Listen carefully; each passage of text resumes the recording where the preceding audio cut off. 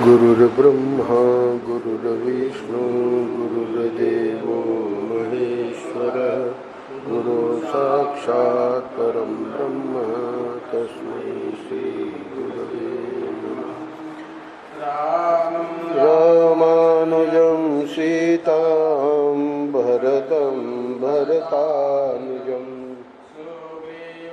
वायुसूनुं च प्रणमामि पुनः पुनः।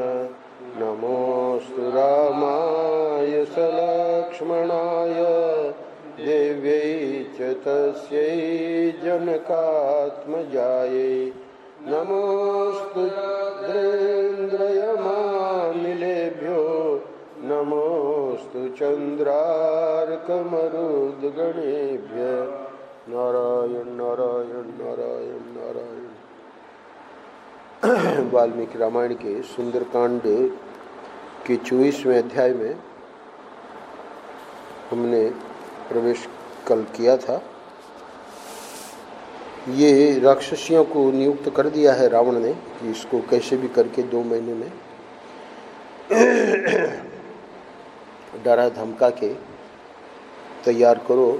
वो राक्षसियाँ समझा रही हैं कि भाई तुमको इतना बड़ा पद दिया जा रहा है, तुम क्यों नहीं ले रही हो। देवी, मैंने तुमसे उत्तम यथार्थ और हित की बात कही है। हे सुंदर मुस्कान वाली सीते, दुर्मुखी राक्षसी कह रही, तुम मेरी बात मान लो, नहीं तो तुम्हें प्राणों से हाथ धोना पड़ेगा। तो 23वां अध्याय वहीं पूरा हुआ। 24वें अध्याय में वाल्मीकि जी ने वर्णन किया कि तदनंतर विकराल मुख वाली उन समस्त राक्षसियों ने जो कटु वचन सुनने के योग्य नहीं थीं, उन सीता से अप्रिय तथा कठोर वचन कहना आरंभ किया। वो उनका भाव था कि तुम मानुषी हो, इसलिए मनुष्य की भार्या का जो पद है उसी को तुम अधिक महत्व देती हो। तो तुम राम को चाह रही हो, पर इस समय राम राज्य से भ्रष्ट हैं, उनका कोई मनोरथ सफल नहीं होता है तथा वे सदा व्याकुल रहते हैं। तो ये सब बातें राम के प्रति सुन के बहुत कष्ट हुआ। राक्षसियों की ये बातें सुनकर कमल नयनी सीता ने आंसू भरे नेत्रों से उनकी ओर देखकर इस प्रकार कहा, तुम सब मिलकर मुझसे जो ये लोक विरुद्ध प्रस्ताव कर रही हो, तुम्हारा ये पाप पूर्ण वचन मेरे हृदय में एक क्षण के लिए भी नहीं ठहर पाता है। एक मानव कन्या किसी राक्षस की भार्या नहीं हो सकती। तुम सब लोग भले ही मुझे खा जाओ, किंतु मैं तुम्हारी बात नहीं मान सकती। मेरे पति दीन हो अथवा राज्यहीन हो, वे ही मेरे स्वामी हैं, वे ही मेरे गुरु हैं। मैं सदा उन्हीं में अनुरक्त हूँ और रहूँगी। जैसे सुवर्चला सूर्य में अनुरक्त रहती हैं। और भी बहुत सारे दृष्टांत दिए सीता जी ने। जैसे महाभागा शची इंद्र की सेवा में उपस्थित होती हैं, जैसे देवी अरुंधति महर्षि वशिष्ठ में, रोहिणी चंद्रमा में, लोपामुद्रा अगस्त्य में, सुकन्या चवन में, सावित्री सत्यवान में, श्रीमती कपिल में, मदयंती सौदास में, केशिनी सगर में तथा भीम कुमारी दमयंती अपने पति निषद नरेश नल में अनुराग रखती हैं। उसी प्रकार मैं भी अपने पतिदेव इक्ष्वाकु वंश शिरोमणि भगवान श्री राम में अनुरक्त हूँ। सीता की बात सुनकर राक्षसियों के क्रोध की सीमा न रही। वे रावण की आज्ञा के अनुसार कठोर वचनों द्वारा उन्हें धमकाने लगी।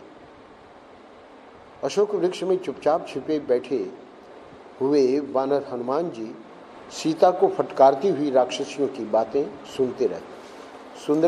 सुंदरकांड की यही विशेषता है। हनुमान जी शुरू से इस कांड में और अंत तक, ये 68 अध्यायों में हनुमान जी ही मुख्य हैं। तो यहाँ भी श्रवण कर रहे हैं, छुपे हुए हैं। वे सब राक्षसियाँ कुपित हो वहाँ कांपती हुई सीता पर चारों ओर से टूट पड़ी और अपने लंबे एवं चमकीले ओठों को बारंबार चाटने लगी। उनका क्रोध बहुत बढ़ा हुआ था। वे सब के सब तुरंत हाथों में फरसे लेकर बोल उठी, यह राक्षस राज रावण को पति रूप में पाने योग्य है ही नहीं। उस भयानक राक्षसियों के बारंबार डांटने और धमकाने पर सर्वांग सुंदरी कल्याणी सीता अपने आंसू पोंछती हुई उसी अशोक वृक्ष के नीचे चली आई जिसके ऊपर हनुमान जी छिपे बैठे थे। इसके पूर्व वहाँ नहीं थी, अब वो वहीं जो है परमदावन, तो इनके हृदय में भी यही था कि वो आवेंगी, तो अभी दूर से देख रहे थे, अब तो उसी वृक्ष के नीचे ही आ गई। विशाल लोचना वैदेही शोक सागर में डूबी हुई थी, इसलिए वहाँ चुपचाप बैठ गईं, किंतु उन राक्षसियों ने वहाँ भी आकर उन्हें चारों ओर से घेर लिया। वे बहुत ही दुर्बल हो गई थी, उनके मुख पर दीनता छा रही थी और उन्होंने मलिन वस्त्र पहन रखा था। उस अवस्था में उन जनक नंदिनी को चारों ओर खड़ी हुई भयानक राक्षसियों ने फिर धमकाना आरंभ किया। अब जो अब तक नहीं बोली उनका नाम ले रहे हैं वाल्मीकि जी। तदनंतर विंता नाम की राक्षसी आगे बढ़ी। वह देखने में बड़ी भयंकर थी, उसका देह क्रोध की सजीव प्रतिमा जान पड़ती थी। उस विकराल राक्षसी के पेट भीतर की ओर धंसे हुए थे। वह बोली, हे सीते, तूने अपने पति के प्रति जितना स्नेह दिखाया है इतना ही बहुत है। हे भद्रे, अति करना तो सब जगह दुख का ही कारण होता है। मैं तुमसे बहुत संतुष्ट हूँ क्योंकि तुमने मानवोचित शिष्टाचार का अच्छी तरह पालन किया है। अब मैं भी तुम्हारे हित के लिए जो बात कहती हूँ उस पर ध्यान दो और उसका शीघ्र पालन करो। क्या कहती है? समस्त राक्षसों का भरण पोषण करने वाले महाराज रावण को तुम अपना पति स्वीकार कर लो। वे देवराज इंद्र के समान बड़े पराक्रमी तथा रूपवान हैं। दीनहीन मनुष्य राम का परित्याग करके सबसे प्रिय वचन बोलने वाले उदार और त्यागी रावण का आश्रय लो। हे विदेह राजकुमारी, तुम आज से समस्त लोकों की स्वामिनी बन जाओ और दिव्य अंगराग तथा दिव्य आभूषण धारण करो। जैसे अग्नि की प्रिय पत्नी स्वाहा और इंद्र की प्राण वल्लभा शची हैं, उसी प्रकार तुम रावण की प्रेयसी बन जाओ। श्री राम तो दीन हैं, उनकी आयु भी अब समाप्त हो चली है, उनसे तुम्हें क्या मिलेगा? और अंत में कहती है कि यदि तुम मेरी कही हुई इस बात को नहीं मानोगी तो हम सब मिलकर तुम्हें इसी मुहूर्त में अपना आहार बना लेंगी। अब विकटा नाम की राक्षसी मुक्का तान कर डांटती हुई सीता को आगे कह रही है, हे अत्यंत खोटी बुद्धि वाली मिथिलेश कुमारी, अब तक हम लोगों ने अपने कोमल स्वभाववश तुम पर दया आ जाने के कारण तुम्हारी बहुत सी अनुचित बातें सह ली हैं। इतने पर भी तुम हमारी बात नहीं मानती हो। हमने तुम्हारे हित के लिए ही समयोचित सलाह दी थी। देखो, तुम्हें समुद्र के इस पार ले आया गया है, जहाँ पहुँचना दूसरों के लिए अत्यंत कठिन है। यहाँ भी रावण के भयानक अंतःपुर में तुम लाकर रखी गई हो। हे मिथिलेश कुमारी, याद रखो, रावण के घर में कैद हो और हम जैसी राक्षसियां तुम्हारी चौकसी कर रही हैं। साक्षात इंद्र भी यहाँ तुम्हारी रक्षा करने में समर्थ नहीं हो सकते। अतः मेरा कहना मानो, मैं तुम्हारे हित की बात बता रही हूँ। ये विकटा राक्षसी कह रही है। आंसू बहाने से कुछ होने जाने वाला नहीं है। ये व्यर्थ का शोक त्याग दो। सदा छाई रहने वाली दीनता को दूर करके अपने हृदय में प्रसन्नता और उल्लास को स्थान दो। हे सीते, राक्षस राज रावण के साथ सुखपूर्वक क्रीड़ा विहार करो। हम सभी स्त्रियां जानती हैं कि नारियों का यौवन टिकने वाला नहीं होता। जब तक तुम्हारा यौवन नहीं ढल जाता तब तक सुख भोग लो। मदमत्त बना देने वाले नेत्रों से हे शोभा पाने वाली सुंदरी, तुम राक्षस राज रावण के साथ लंका के रमणीय उद्यानों और पर्वतीय उपवनों में विहार करो। ऐसा करने से सहस्रों स्त्रियां सदा तुम्हारी आज्ञा के अधीन रहेंगी। महाराज रावण समस्त राक्षसों का भरण पोषण करने वाले स्वामी हैं। तुम उन्हें अपना पति बना लो। हे मैथिली, याद रखो। अंत में कह रही है, मैंने जो बात कही है यदि उसका ठीक ठीक पालन नहीं करोगी तो मैं अभी तुम्हारा कलेजा निकाल कर खा जाऊं। अब चंडोदरी क्यों पीछे रहती? तो चंडोदरी नाम वाले राक्षसी की बारी आई। उसकी दृष्टि से ही क्रूरता टपकती थी, दृष्टि ही उसकी ऐसी क्रूर थी। उसने विशाल त्रिशूल घुमाते हुए क्या कहा? महाराज रावण जब इसे हरकर ले आए थे उस समय भय के मारे ये थरथर कांप रही थी, जिससे इसके दोनों स्तन हिल रहे थे। उस दिन इस मृग शावक नयनी मानव कन्या को देखकर मेरे हृदय में यह बड़ी भारी इच्छा जागृत हुई। चंडोदरी कह रही है कि उसी दिन मेरे हृदय में क्या इच्छा जागृत हुई? इसके जिगर, तिल्ली, विशाल वक्षस्थल, हृदय, उसके आधार स्थान, अन्यान्य अंग तथा सिर को मैं खा जाऊं। इस समय भी मेरा ऐसा ही विचार है। चंडोदरी तो चंडोदरी है, प्रघसा वो भी पीछे नहीं रहती है। तदनंतर प्रघसा नामक राक्षसी बोल उठी, फिर तो हम लोग इस क्रूर हृदया सीता का गला घोट दें। अब चुपचाप बैठे रहने की क्या आवश्यकता है? इसे मारकर महाराज को सूचना दे दी जाए कि वह मानव कन्या मर गई। इसमें कोई संदेह नहीं कि इस समाचार को सुनकर महाराज ये आज्ञा दे देंगे कि तुम सब लोग उसे खा जाओ। अजामुखी और शूर्पणखा वो नहीं, रावण की बहन नहीं, ये दूसरी है। अब ये दो बची हैं। तो तत्पश्चात राक्षसी अजामुखी ने कहा, मुझे तो व्यर्थ का वाद विवाद अच्छा नहीं लगता। आओ पहले इसे काटकर इसके बहुत से टुकड़े कर डालें। वे सभी टुकड़े बराबर माप तोल के होने चाहिए। फिर उन टुकड़ों को हम लोग आपस में बांट लेंगी। साथ ही नाना प्रकार की पेय सामग्री तथा फूलमाला आदि भी शीघ्र ही प्रचुर मात्रा में मंगा ली जाए। अब अंत में शूर्पणखा कह रही है, तदनंतर राक्षसी शूर्पणखा ने कहा, अजामुखी ने जो बात कही है वही मुझे भी अच्छी लगती है। समस्त शोकों को नष्ट कर देने वाली सुरा को भी शीघ्र मंगवा लो। उसके साथ मनुष्य के मांस का आस्वादन करके हम कुंभिला देवी के सामने नृत्य करेंगी। उन विकराल रूप वाली राक्षसियों के द्वारा इस प्रकार धमकाई जाने पर देवकन्या के समान सुंदरी सीता धैर्य छोड़कर फूट फूट कर रोने लगी। 24वां अध्याय पूरा होता है। जब वे क्रूर राक्षसियां इस प्रकार की बहुत सी कठोर एवं क्रूरतापूर्ण बातें कह रही थी, उस समय जनक नंदिनी सीता अधीर हो कर रो रही थी। उन राक्षसियों के इस प्रकार कहने पर अत्यंत भयभीत हुई मनस्विनी विदेह राजकुमारी सीता नेत्रों से आंसू बहाती गदगद वाणी में बोली, ये राक्षसियों, मनुष्य की कन्या कभी राक्षस की भार्या नहीं हो सकती। तुम्हारा जी चाहे तो तुम सब लोग मिलकर मुझे खा जाओ, परंतु मैं तुम्हारी बात नहीं मानूंगी। राक्षसियों के बीच में बैठी हुई देव कन्या के समान सुंदरी सीता रावण के द्वारा धमकाई जाने के कारण शोक से आर्तसी होकर चैन नहीं पा रही थी। जैसे वन में अपने यूथ से बिछड़ी हुई मृगी भेड़ियों से पीड़ित होकर भय के मारे कांप रही हो, उसी प्रकार सीता जोर जोर से कांप रही थी और इस तरह सिकुड़ी जा रही थी मानो अपने अंगों में ही समा जाएंगी। उनका मनोरथ भंग हो गया था। वे हताश सी होकर अशोक वृक्ष की खिली हुई उस विशाल शाखा का सहारा ले शोक से पीड़ित हो अपने पतिदेव का चिंतन करने लगी।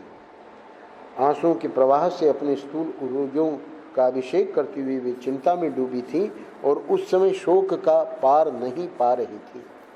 प्रचंड वायु के चलने पर कंपित होकर गिरे हुए केले के वृक्ष की भांति वे राक्षसियों के भय से त्रस्त हो पृथ्वी पर गिर पड़ी। उस समय उनके मुख की कांति फीकी पड़ गई थी। उस बेला में कांपती हुई सीता की विशाल एवं घनीभूत वेणी भी कंपित हो रही थी, इसलिए वह रेंगती हुई सर्पणी के समान दिखाई देते थे।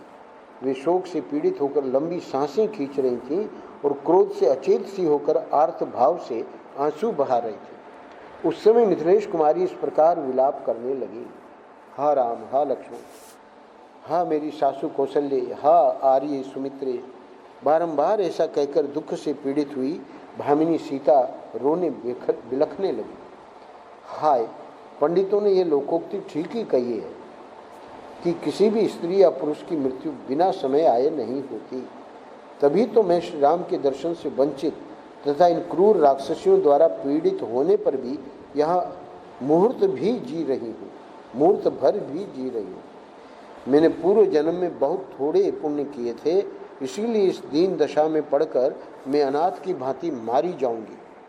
जैसे समुद्र के भीतर सामान से भरी हुई नौका वायु के वेग से आहत हो डूब जाती है, उसी प्रकार मैं भी नष्ट हो जाऊंगी। मुझे पतिदेव के दर्शन नहीं हो रहे हैं। मैं इन राक्षसियों के चंगुल में फंस गई हूँ और पानी के थपेड़ों से आहत हो कटते हुए कगारों के समान शोक से क्षीण होती जा रही हूँ। आज जिन लोगों को सिंह के समान पराक्रमी और सिंह की सी चाल वाले मेरे कमल दल लोचन कृतज्ञ और प्रियवादी प्राणनाथ के दर्शन हो रहे हैं, वे धन्य हैं। इस श्लोक में कह रही है कि जहाँ भी भगवान राम हैं और जिनको दर्शन हो रहे हैं उनका भाग्य सराह रही है। उन आत्मज्ञानी भगवान श्री राम से बिछुड़कर मेरा जीवित रहना उसी तरह सर्वथा दुर्लभ है जैसे तेज विष का पान करके किसी का भी जीना अत्यंत कठिन हो जाता है। पता नहीं मैंने पूर्व जन्म में दूसरे शरीर से कैसा महान पाप किया था जिससे यह अत्यंत कठोर, घोर और महान दुख मुझे प्राप्त हुआ है। इन राक्षसियों के संरक्षण में रहकर तो मैं अपने प्राणाराम श्री राम को कदापि नहीं पा सकती। इसलिए महान शोक से घिर गई हूँ और इससे तंग आकर अपने जीवन का अंत कर देना चाहती हूँ। अंतिम श्लोक में इस मानव जीवन और परतंत्रता को धिक्कार है जहाँ अपनी इच्छा के अनुसार प्राणों का परित्याग भी नहीं किया जा सकता। 25वां अध्याय पूरा होता है। अगले अध्याय में वाल्मीकि जी वर्णन कर रहे हैं। जनक नंदिनी सीता के मुख पर आंसुओं की धारा बह रही थी। उन्होंने अपना मुख नीचे की ओर झुका लिया था। वे उपयुक्त बातें कहती हुई ऐसी जान पड़ती थी मानो उन्मत्त हो गई हो, उन पर भूत सवार हो गया हो अथवा पित्त बढ़ जाने से पागलों का सा प्रलाप कर रही हो अथवा दिग्भ्रम आदि के कारण उनका चित्त भ्रांत हो गया हो। वे शोक मग्न हो धरती पर लौटती हुई बछेड़ी के समान पड़ी पड़ी छटपटा रही थी। उसी अवस्था में सरल हृदया सीता ने इस प्रकार विलाप करना आरंभ किया। क्या कहती हैं? हाय, इच्छानुसार रूप धारण करने वाले राक्षस मारीच के द्वारा जब रघुनाथ जी दूर हटा दिए गए और मेरी ओर से असावधान हो गए, उस अवस्था में रावण मुझ रोती चिल्लाती हुई अबला को बलपूर्वक उठाकर यहाँ ले आया। अब मैं राक्षसियों के वश में पड़ी हूँ और इनकी कठोर धमकियाँ सुनती एवं सहती हूँ। ऐसी दशा में अत्यंत दुख से आर्त एवं चिंतित होकर मैं जीवित नहीं रह सकती। महारथी श्री राम के बिना राक्षसियों के बीच में रहकर मुझे न तो जीवन से कोई प्रयोजन है, न धन की आवश्यकता है और न आभूषणों से ही मेरा कोई काम है। अवश्य ही मेरा यह हृदय लोहे का बना हुआ है अथवा अजर अमर है, जिससे इस महान दुख में पड़कर भी यह फटता नहीं है। मैं भी बड़ी ही अनार्य और असती हूँ। मुझे धिक्कार है जो उनसे अलग होकर मैं एक मुहूर्त भी इस पापी जीवन को धारण किए हूँ। अब तो ये जीवन केवल दुख देने के लिए ही है। उस लोक निंदित निशाचर रावण को तो मैं बाएं पैर से भी नहीं छू सकती, फिर उसे चाहने की तो बात ही क्या है। यह राक्षस अपने क्रूर स्वभाव के कारण न तो मेरे इनकार पर ध्यान देता है, न अपने महत्व को समझता है और न अपने कुल की प्रतिष्ठा का ही विचार करता है। बारंबार मुझे प्राप्त करने की ही इच्छा करता है। हे राक्षसियों, तुम्हारी देर तक बकवाद करने से क्या लाभ है? तुम मुझे छेदो, चीरो, टुकड़े टुकड़े कर डालो, आग में सेंक दो अथवा सर्वथा जलाकर भस्म कर डालो, तो भी मैं रावण के पास नहीं फटक सकता। श्री रघुनाथ जी विश्वविख्यात ज्ञानी, कृतज्ञ, सदाचारी और परम दयालु हैं। तथापि मुझे संदेह हो रहा है कि कहीं वे मेरे भाग्य के नष्ट हो जाने से मेरे प्रति निर्दय तो नहीं हो गए। अन्यथा जिन्होंने जन स्थान में अकेले ही 14,000 राक्षसों को काल के गाल में डाल दिया, वे मेरे पास क्यों नहीं आ रहे हैं? इस अल्प बल वाले राक्षस रावण ने मुझे कैद कर रखा है। निश्चय ही मेरे पतिदेव सम्रांगण में इस रावण का वध करने में समर्थ हैं।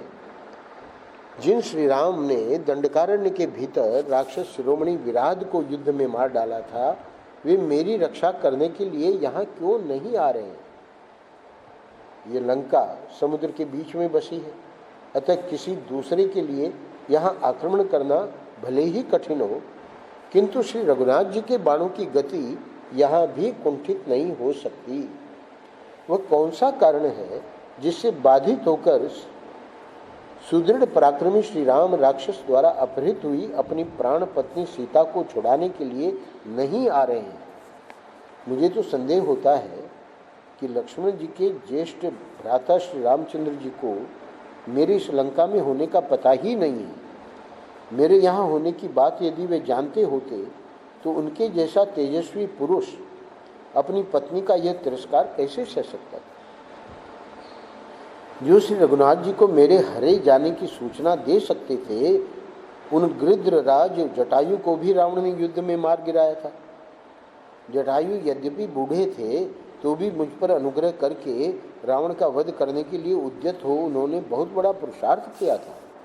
यदि श्री रघुनाथ जी को मेरे यहाँ रहने का पता लग जाता तो वे आज ही कुपित होकर सारे संसार को राक्षसों से शून्य कर डालते, लंकापुरी को भी जला देते, महासागर को भी भस्म कर डालते तथा इस नीच निशाचर रावण के नाम और यश का भी नाश कर देते।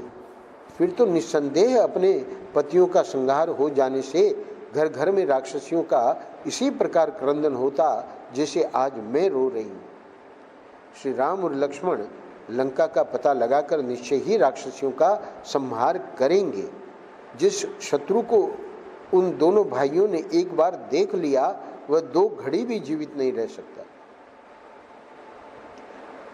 अब थोड़े ही समय में यह लंकापुरी शमशान भूमि के समान हो जाएगी। यहाँ की सड़कों पर चिता का धुआं फैला रहेगा और गीधों की जमातें इस भूमि की शोभा बढ़ाती होंगी। वह समय शीघ्र आने वाला है जबकि मेरा यह मनोरथ पूर्ण होगा। तुम सब लोगों का यह दुराचार तुम्हारे लिए शीघ्र ही विपरीत परिणाम उपस्थित करेगा, ऐसा स्पष्ट जान पड़ता है। हनुमान जी सब सुन रहे हैं। लंका में जैसे जैसे अशुभ लक्षण दिखाई दे रहे हैं उनसे जान पड़ता है कि अब शीघ्र ही इसकी चमक दमक नष्ट हो जाएगी।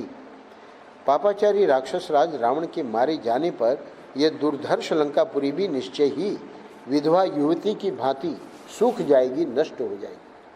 आज जिस लंका में पुण्यमय उत्सव होते हैं वह राक्षसों के सहित अपने स्वामी के नष्ट हो जाने पर विधवा स्त्री के समान ये लंका श्रीहीन हो जाएगी। निश्चय ही मैं बहुत शीघ्र लंका के घर घर में दुख से आतुर होकर रोती हुई राक्षस कन्याओं की क्रंदन ध्वनि सुनूंगी। श्री रामचंद्र जी के सायकों से दग्ध हो जाने के कारण लंकापुरी की प्रभा नष्ट हो जाएगी। इसमें अंधकार छा जाएगा और यहाँ के सभी प्रमुख राक्षस काल के गाल में चले जाएंगे। यह सब तभी संभव होगा जबकि लाल नेत्र प्रांत वाले शूरवीर भगवान श्री राम को यह पता लग जाए कि मैं राक्षस के अंतःपुर में बंदी बनाकर रखी गई हूँ। इस नीच और नृशंस रावण ने मेरे लिए जो समय नियत किया है उसकी पूर्ति भी निकट भविष्य में ही हो जाएगी। उसी समय दुष्ट रावण ने मेरे वध का निश्चय किया है। ये पापाचारी राक्षस इतना भी नहीं जानते हैं कि क्या करना चाहिए और क्या नहीं। इस समय अधर्म से ही महान उत्पात होने वाला है। ये मांसभक्षी राक्षस धर्म को बिल्कुल नहीं जानते हैं। वह राक्षस अवश्य ही अपने कलेवे के लिए मेरे शरीर के टुकड़े टुकड़े करा डालेगा। उस समय अपने प्रिय दर्शन पति के बिना मैं असहाय अबला क्या करूंगी। जिनके नेत्र प्रांत अरुण वर्ण के हैं उन श्री रामचंद्र जी का दर्शन न पाकर अत्यंत दुख में पड़ी हुई मुझ असहाय अबला को पति का चरण स्पर्श किए बिना ही शीघ्र यम देवता का दर्शन करना पड़ेगा। वाल्मीकि जी ने लिखा है कि जैसे पगला गया हो व्यक्ति, कभी कुछ बोलती है कभी कुछ बोलती है। भरत के बड़े भाई भगवान श्री राम ये नहीं जानते हैं कि मैं जीवित हूँ। यदि उन्हें इस बात का पता होता तो ऐसा संभव नहीं था कि वे पृथ्वी पर मेरी खोज नहीं करते। मुझे तो ये निश्चित जान पड़ता है कि मेरे ही शोक से लक्ष्मण के बड़े भाई वीरवर श्री राम भूतल पर अपने शरीर का त्याग करके यहाँ से देवलोक को चले गए हैं। वे यानी श्री राम देवता, गंधर्व, सिद्ध और महर्षिगण धन्य हैं। वे देवता, वे गंधर्व, वे सिद्ध और वे महर्षिगण धन्य हैं जो मेरे पतिदेव वीर शिरोमणि कमल नयन श्री राम का दर्शन पा रहे हैं। एक वाक्य में कह रही है कि वो सिधार गए हैं, दूसरे वाक्य में कह रही हैं कि जिंदा है। अथवा केवल धर्म की कामना रखने वाले परमात्मा स्वरूप बुद्धिमान राजर्षि श्री राम को भार्या से कोई प्रयोजन नहीं है, इसलिए वे मेरी सुध नहीं ले रहे हैं। जो स्वजन अपनी दृष्टि के सामने होते हैं उन्हीं पर प्रीति बनी रहती है। जो आँख से ओझल होते हैं उन पर लोगों का स्नेह नहीं रहता है। शायद इसीलिए श्री रघुनाथ जी मुझे भूल गए हैं, परंतु यह भी संभव नहीं है, क्योंकि कृतज्ञ मनुष्य ही पीठ पीछे प्रेम को ठुकरा देते हैं। भगवान श्री राम ऐसा नहीं करेंगे। अथवा मुझ में कोई दुर्गुण है या मेरा भाग्य ही फूट गया है, जिससे इस समय